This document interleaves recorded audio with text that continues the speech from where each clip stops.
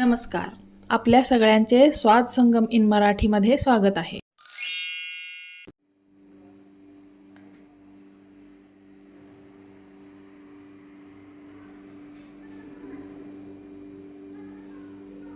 आज आपण मुगाची भाजी बनवणार आहोत, जी आहे पारंपरिक पद्धतीची आणि चवीला पण तशीच जशी पारंपरिक भाजी लागते अगदी तशीच खूप छान चवीला लागते आणि एकदम साध्या सोप्या पद्धतीनं आणि एकदम कमी साहित्यात पटकन तयार होणारी अशी आपली मुगाची भाजी आहे. चला तर मग बनवूया. आणि या भाजीसाठी आपल्याला आता हे जे मूग आहेत ना, हे आपल्याला एकदम खमंग असे भाजून घ्यायचे आहेत. चला आपण भाजून घेऊया.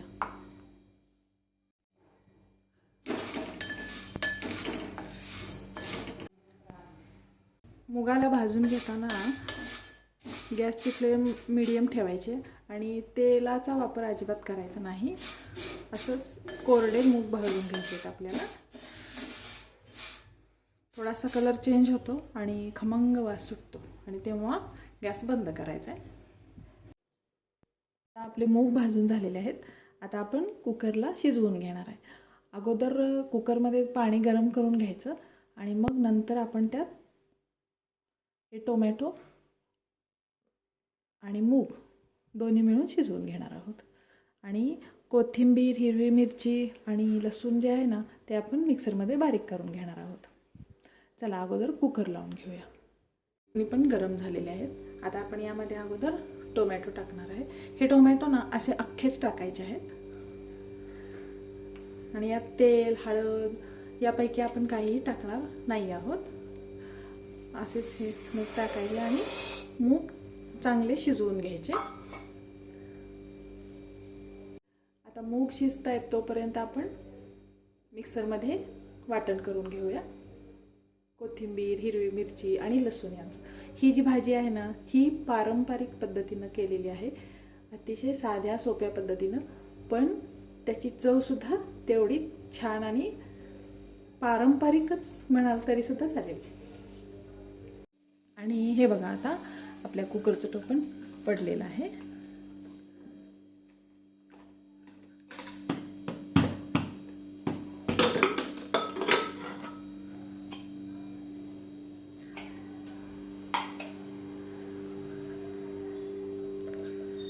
हे पहा, आता आपले हे जे मूग आहेत ना, हे एकदम मस्तपैकी असे शिजून तयार आहेत. आता आपण थोडंसं स्मॅशरनं याला स्मॅश करून घ्यायचं आहे. जास्त नाही करायचं, हलकं हलकं थोडंसंच करायचं.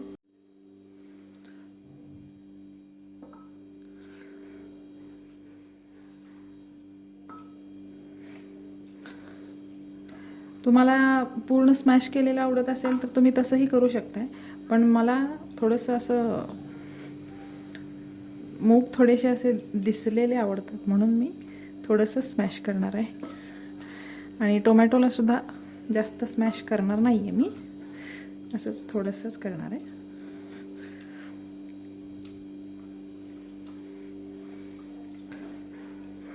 ओके, चला आता आपण काय करूया, कढई तापायला पण ठेवूया आणि तेल पण ओतूया त्यात. आता आपण या जिरे टाकून घेऊया. तेल गरम झालेलं आहे आपलं.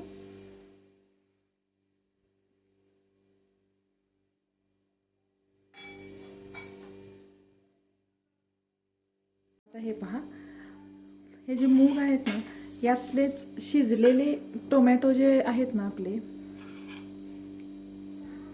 ते मी असे साईडला काढून घेतलेले आहेत. आणि आपण हे अगोदर टाकणार आहोत आणि नंतर हे मूग टाकणार आहोत. यामुळं आपल्या भाजीच्या चवीत पूर्णपणे फरक पडतो आणि खूप छान लागते चवीला.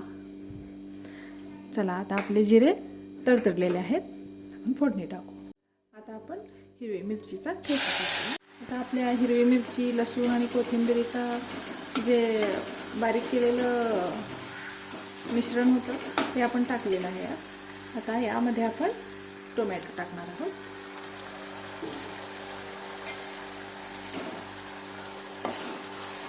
या टोमॅटोला सुद्धा 2 मिनिट या तेलामध्ये आणि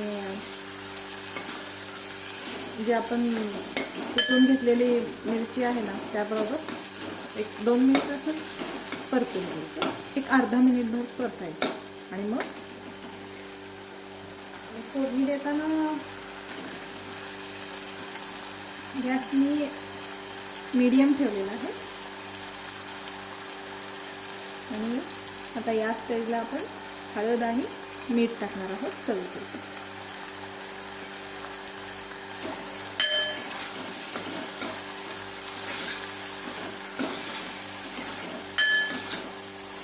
साधी सोपी पटकन होणारी अशी पद्धत आहे ही, पण चवीला खूप छान लागते.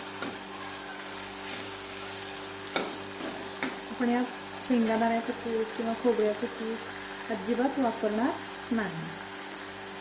चला आपण हे मूग टाकूया शिजलेले.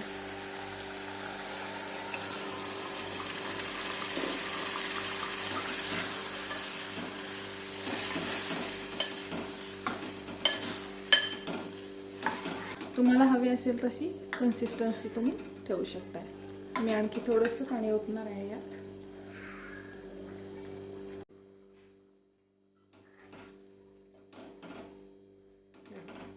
किती सुंदर कलर आला आहे.